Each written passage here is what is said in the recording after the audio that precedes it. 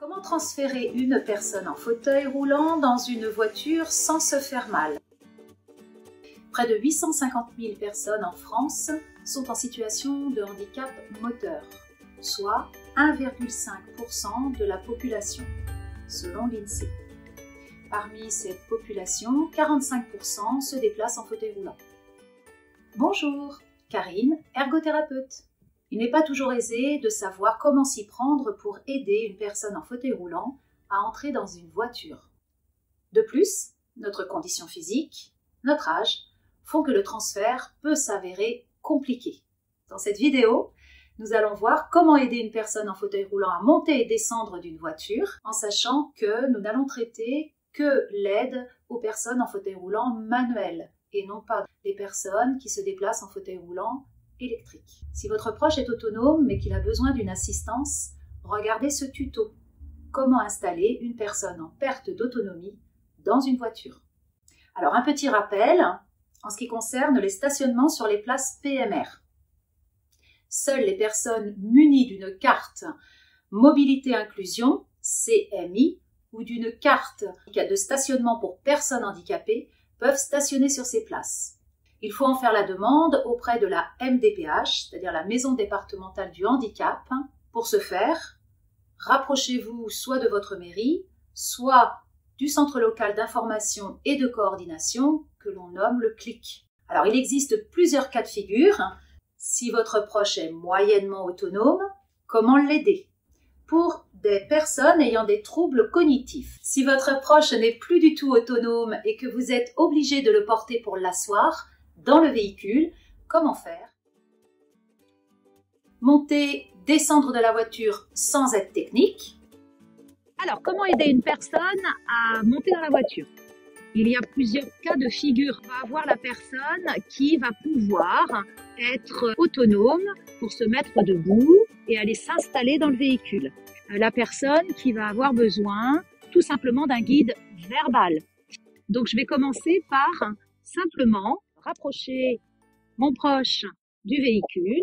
Alors, pour ceci, on va positionner le fauteuil parallèlement au véhicule. J'ouvre ma portière.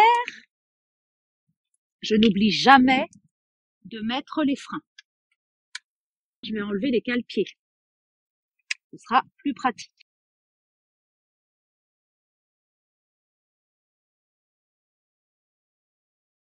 Si la personne est autonome, on est un tout petit peu trop loin. Je vais rapprocher le fauteuil. Donc là, je vais te demander d'aller t'asseoir tranquillement, simplement, sur le siège. Donc c'est quelqu'un qui sait faire, c'est quelqu'un qui est autonome. Tu vas donc te mettre debout, voilà, te tourner, t'asseoir sur le siège en faisant attention à la tête pour ne pas la cogner. Je vais me hisser au centre de l'assise et je vais ensuite passer une jambe puis l'autre, soit les deux jambes en bloc si j'ai une prothèse de hanche. Alors pour sortir de la voiture, on va procéder à l'inverse. Je vais donc sortir mes jambes, me hisser pour toucher les pieds par terre. Je peux m'aider de la portière. Si la portière bouge, la personne qui est là tient la portière pour qu'elle ne bouge pas. À partir de là, je vais me lever, pivoter. Les freins ont bien été mis sur le fauteuil.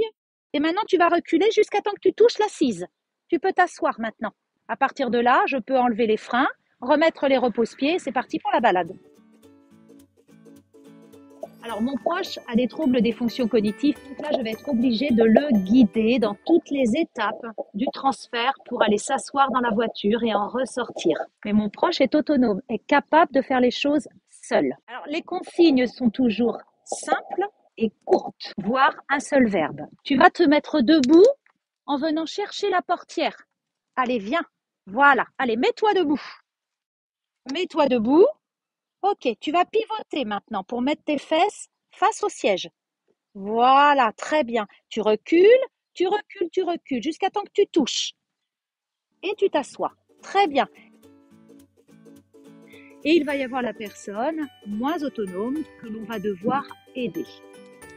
Donc, par exemple, lorsqu'une personne manque de tonus ou lorsqu'une personne a une petite rétropulsion, c'est-à-dire part légèrement en arrière et a du mal à se pencher en avant, je vais devoir donc l'aider. Pour ce faire, je vais me positionner devant la personne.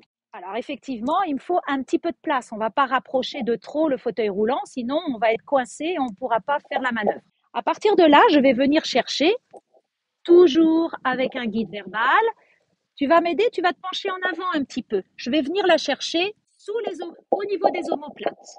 Allez, tu vas pousser sur tes jambes, pousse sur tes jambes et je vais la positionner debout. Là maintenant, je vais pouvoir pivoter. Allez, tu tournes en même temps que moi, on pivote.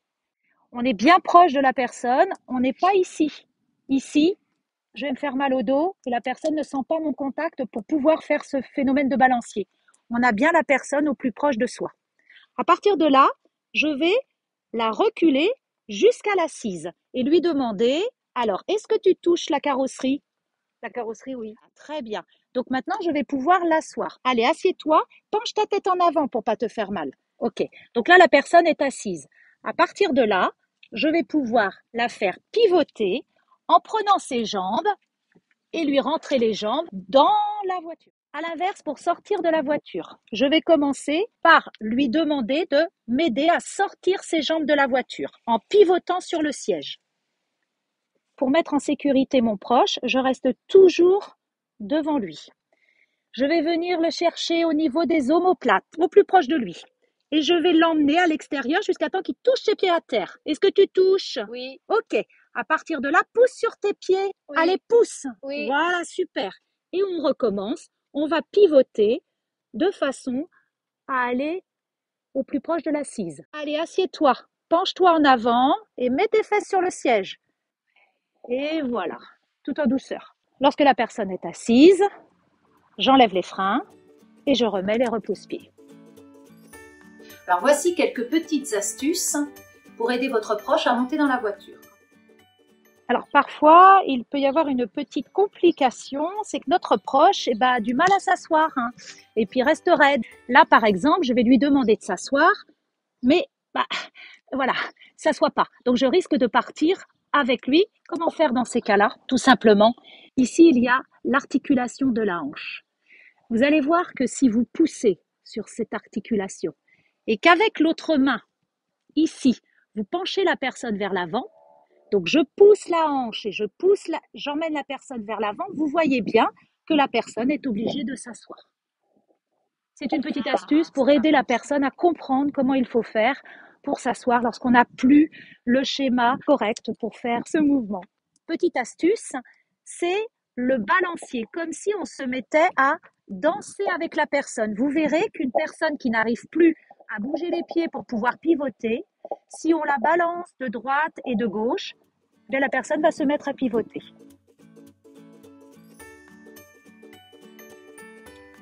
Ne vous empêchez surtout pas de sortir avec votre proche par peur de ne pas savoir comment le transférer dans la voiture. Vos gestes, petit à petit, deviendront plus sûrs. Prenez votre temps pour n'oublier aucune étape qui vous assureront sécurité et confiance. Bonne balade! Abonnez-vous pour recevoir nos prochaines vidéos.